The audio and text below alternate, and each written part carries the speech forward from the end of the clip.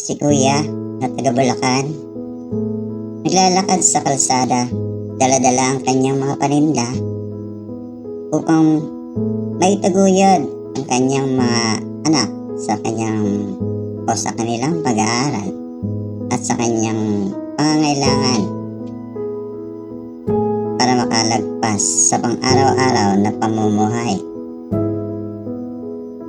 Mainit, biglang uulan, at minsan, kadalasan, wala siyang benta. Kaya't niyaya ko siyang kumain. Sabi ko, Kuya, tutulungan lang kita ngayon kasi alam kong pagod ka at nakita kita naglalakad sa initan. Kaya't niyaya ko siyang kumain. Isang pagkain o isang tanghalian na malaking tulong para sa kanya. Hindi man ako mayaman, pero sa konting tulong na ito, sana mapasaya ko siya. Kaya kapag nakita natin si Kuya, hindi man tayo bumili sa kanya, abutan natin siya kahit magkano. Hindi naman siya nanghihingi kasi hindi niya ugali yon. Siguro kung magkukusa na lang tayo, kahit hindi nga si Kuya, yung mga vendors na naglalakad sa kalsada, ang tawag dyan, nakikipagsapalaran sa buhay. Ikot na ako ng Arayan.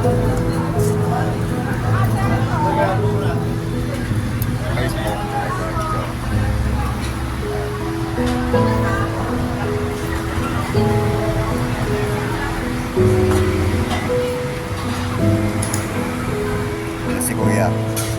Gutom na gutom si Kuya. Dito kami kakain. Kain muna kami. Sakain na naman. Siya kami kakain.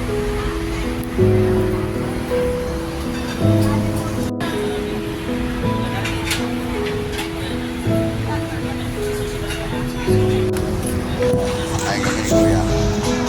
Kain ka lang dyan, Kuya. Tatay din kasi ako, kaya alam ko kung ano yung ginagawa niya. Nilalaban niya ang kanyang pamilya. Kahit mahirap, malayo, laban lang. Si Kuya.